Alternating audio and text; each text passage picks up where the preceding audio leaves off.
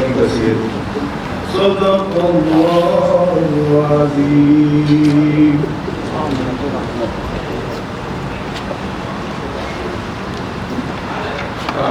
14 اگست کی مناسبت سے صدر پاکستان جناب عارف الوی اور وزیر اعظم پاکستان جناب عمران خان نے اپنے میسیجز بھجوائے ہیں، اور جو کہ دونوں میسیجز ہم اپنی فیس بک اور ٹویٹر پہ اپلوڈ کر دیں گے جو اکاؤنٹ سے آفیشیل ایمبیسی کے. ابھی میں آپ کے سامنے وزیر اعظم پاکستان کا میسیج کروں گا. یوم آزادی کے موقع پر پرچم لہراتے ہوئے آج ہمیں قائد اعظم محمد علی جناح کے وژن ایمان اور اتحاد کی قومی کو برقرار رکھنے کے عزم کا اعادہ کرنا چاہیے. ہمیں اپنی ملک کی تاریخ میں یادگار بڑے بڑے چیلنجز پیش آئے جن میں ہم متحد پرامن اور پرعزم قوم کے طور پر اترے. حتیٰ کہ آج بھی اندرون ملک درپیش مسائل کے ساتھ ساتھ خطے کی بدلتی صورتحال ہمارے اس عزم کا امتحان ہے. ہر وقت کی طرح ہم اپنے عزم کی بدولت ان رکاوٹوں پر قابو پا لیں گے اور مضبوط قوم کے طور پر ابھریں گے. پاکستان آج بھی اقوام عالم کے ساتھ کھڑا ہو سکتا ہے. معیشت، کرونا وبا پر قابو پانے اور ماحولیاتی تحفظ بارے ہمارے پالیسیوں کو دنیا بھر میں پذیرائی ملی ہے. اس موقع پر ہمیں اپنے کشمیری بہن بھائیوں کو نہیں بھولنا چاہیے جو انتہائی ناموسعد حالات اور بھارتی غیر قانونی قبضہ پر ناقابل بیان جبر میں اپنے حق کے خود ارادیت کے لیے جدوجہد کر رہے ہیں. کشمیری اپنے ساتھ کیے گئے وعدے پر پورے کرنے کے لیے اس وقت بھی عالمی برادری کی طرف دیکھ رہے ہیں. پاکستان نے اپنی مغربی سرحدوں پر غیر مستقل صورتحال کے باعث بڑی قربانیاں دی ہیں اور اس کی بھاری قیمت چکائی ہے. ہم نے ہمیشہ اس بات پر مسلسل اصرار کیا ہے کہ افغانستان کے تنازع کا کوئی فوجی حل نہیں ہے. افغانستان میں دیر پا امن و استحکام کے لیے پاکستان افغان تنازع کے مذاکرات سے سیاسی حل کی حمایت جاری رکھے گا. ہم امن چاہتے ہیں اور امن کے بغیر ہم اپنی معاشی اور سماجی ایجنڈے پر عمل نہیں کر سکتے. نیا پاکستان میں ہمارے تمام تر توجہ جیو پالیٹکس سے اب جیو اکنامکس پر مرکوز ہو گئی ہے، جس میں ہم اولی ترجیح کے طور پر پاکستانی عوام کی فلاح و بہبود اور خوشحالی پر توجہ دے رہے ہیں. ہمیں حکومت نے پاکستان کی ترقی اور خوشحالی کے لیے ہر ممکن کوششیں کی ہیں. بلا شبہ پاکستان اللہ تعالیٰ کا ہمارے لیے تحفہ ہے. میں ایک مرتبہ پھر اندرون ملک اور بیرون ملک تمام پاکستانیوں کو مبارکباد دیتا ہوں اور اس موقع پر آپ سے کہتا ہوں کہ پاکستان کو قابل فخر، خوشحال اور پرامن ملک بنانے میں اپنا کردار ادا کریں. شکریہ. ابھی میں درخواست کروں گا سفیر پاکستان جناب محترم بلال وحید صاحب سے کہ وہ اس مناسبت سے تقریب کی مناسبت سے کچھ آپ کے ساتھ گفتگو کریں.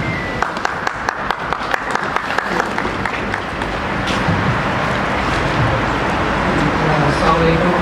سب سے پہلے تو میں آپ سب کا شکریہ ادا کرنا چاہتا ہوں، تمام پاکستانی دوستوں کا، بھائیوں کا، بہنوں کا، بچوں کا، جنہوں نے آج کے دن اپنے وطن سے محبت کے جذبے کو اجاگر کرتے ہوئے آپ لوگ اس بات خانے تشریف لائے ہیں.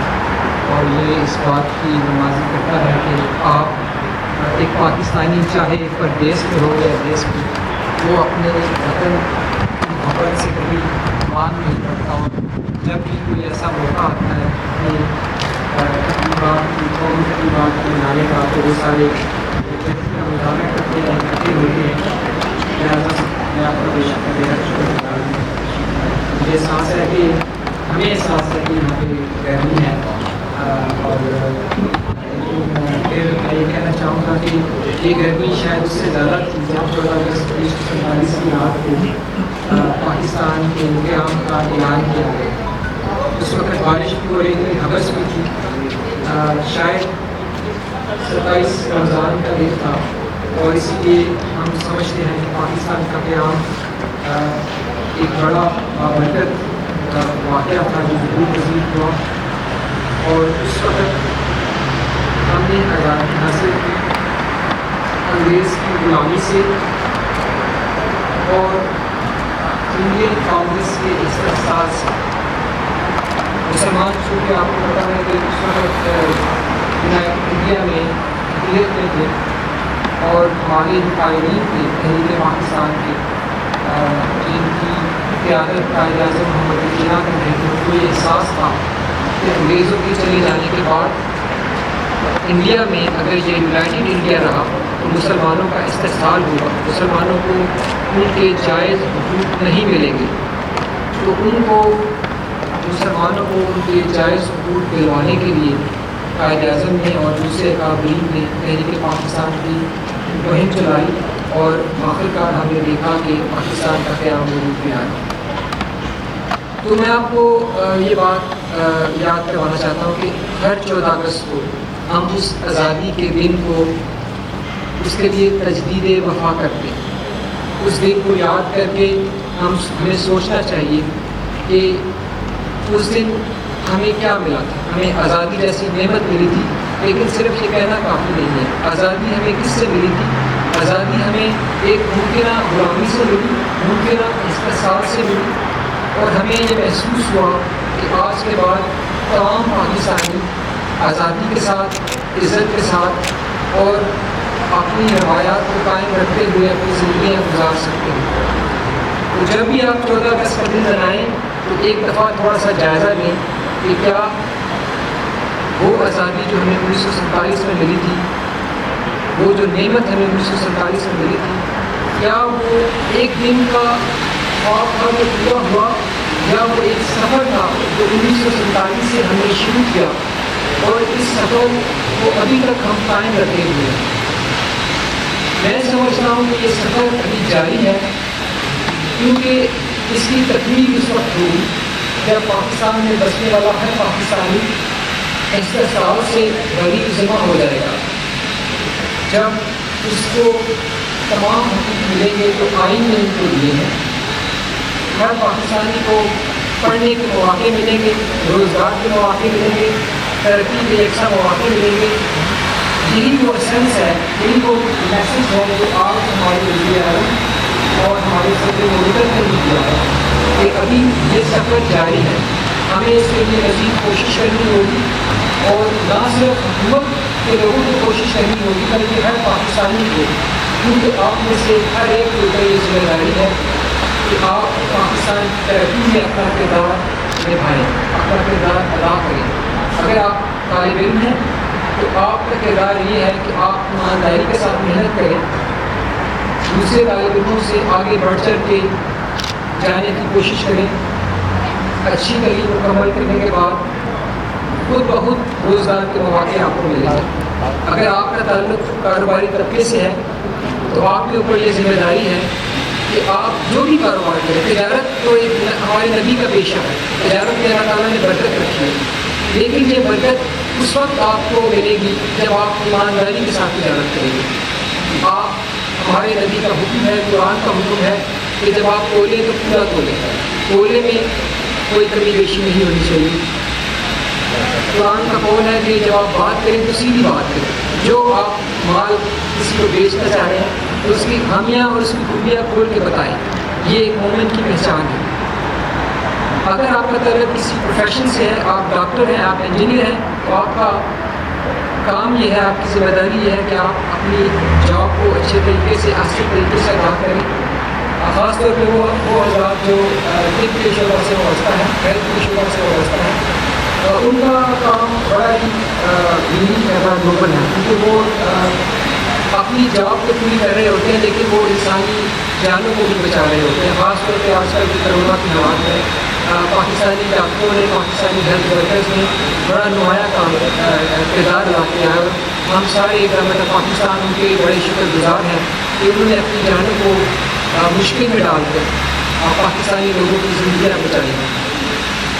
लेकिन बहसीयत वो हमारी ज़िम्मेदारी है कि हम जो गवर्नमेंट की तरफ से हिदायत जारी की जाती है, असल कि हम अभी तक चूँकि कोरोना मुकम्मल तौर पर ख़त्म नहीं हुआ, तो हम उन SOPs का एहसास करें, उनकी पाबंदी करें।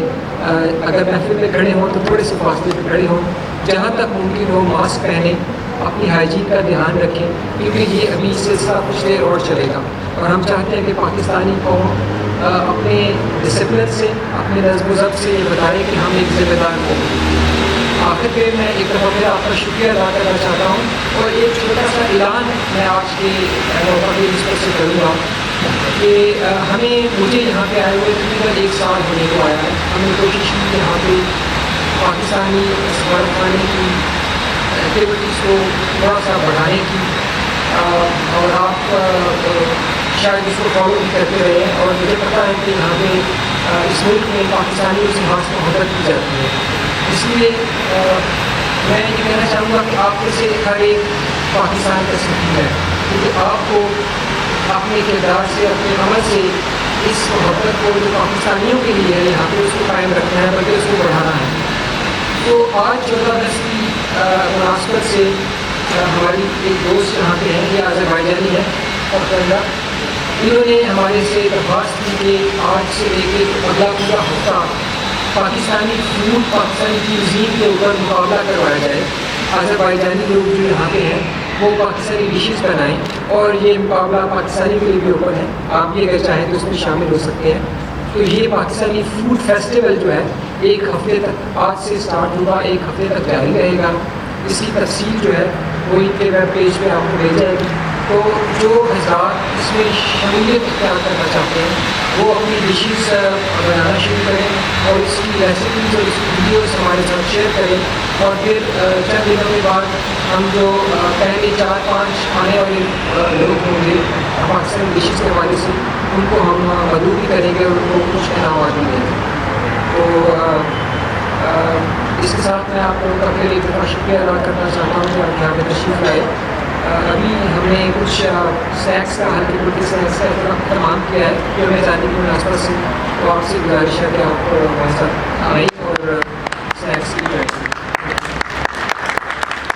آج چونکہ ہمارے ملک کی برتھ ڈے بھی ہے تو اس مناسبت سے ہم کیک کٹنگ سیرمنی ابھی کر رہے ہیں. تو آپ سے درخواست ہے پلیز اس طرف آ جائیں. کوشش کیجیے ذرا گھیرا پھیلا دیں تاکہ سارے لوگ اس کو دیکھ سکیں. آؤ بیٹا آپ آگے آئیے. یہ جو بچے ہیں یہ ہمارا مستقبل ہے. یہ سارے بچے یہ پاکستان کے معمار ہیں آج, اور انشاءاللہ اگلے آنے والے سالوں میں یہ ہماری جگہوں پہ کھڑے ہوں گے. لہٰذا ہمیں ان کی تربیت بڑے اچھے طریقے سے کرنی چاہیے. اپنے بچوں کی تعلیم کا دھیان رکھیں, ان کی تربیت کا خاص طور پہ دھیان رکھیں, کیونکہ اگلے آنے والے وقت میں جتنے بھی چیلنجز ہوں گے وہ ان بچوں کے کاندھوں پہ ہوں گے. اور انشاءاللہ ہمیں بڑی امید ہے کہ یہ بچے آسان طریقے سے ان چیلنجز کا مقابلہ کریں گے اور پاکستان کو مزید استحکام اور ترقی بخشیں گے. تو یہ جھنڈے کا رخ جو ہے مجھے یہ اس طرف سے کریکٹ ہے, اس طرف سے ٹھیک ہے. ہاں آؤ بیٹا, آپ سارے کوشش کریں ہاتھ رکھیں. عبد الواحد ہاتھ رکھو, آگے ہو جاؤ. جھنڈے کا رخ صحیح نہیں لگتا ہے.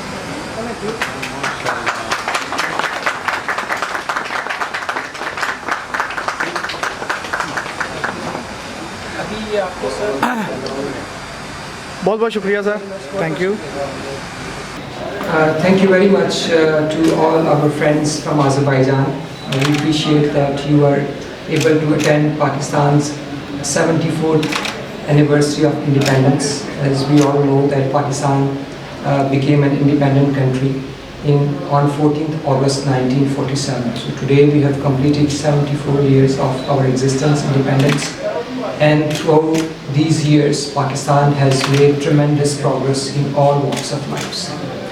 We have grown economically, we have grown in terms of human resource, we have grown in industrial development, and also on a number of fronts.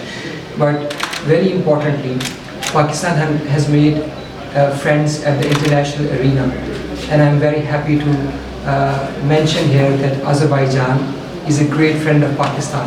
Azerbaijan and Pakistan have always stood together in difficult times and in good times. Pakistan has supported Azerbaijan during its challenges, and Azerbaijan has stood with Pakistan, especially on the issue of Jammu and Kashmir. So we appreciate this support from the brotherly people of Azerbaijan. And as we see today, that both Pakistan and Azerbaijan are confronting new challenges of COVID-19, of climate change and other things. And it is very important that both our countries stand united and try to deal with these new challenges with unity and with commitment. And I hope that in coming months and years, inshallah, both our countries will come out successful from these challenges, and we will make further progress and prosperity, and will bring peace to our regions.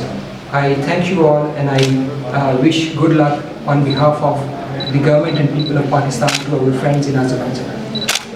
I'm very grateful.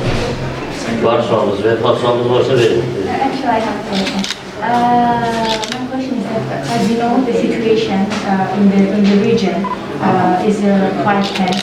The process in Afghanistan, and recently the government of Pakistan announced that they will close the borders because of the situation in Afghanistan. So I would like to get any comment about the situation. Yes, Pakistan is the immediate neighbor of Afghanistan, and anything that happens in Afghanistan affects the most. After Afghanistan, the second most affected country is Pakistan, and Pakistan has been advocating and propagating to find a political settlement of the long, prolonged conflict in Afghanistan.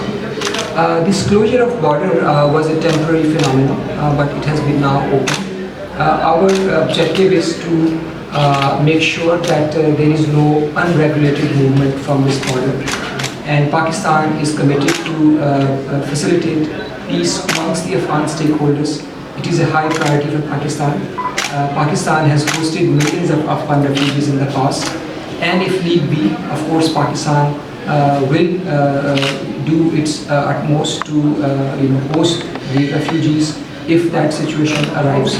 But we are confident, and we hope that the Afghan stakeholders amongst themselves should be able to find a mutually workable arrangement, because peace in Afghanistan means peace in Central Asia and peace in South Asia.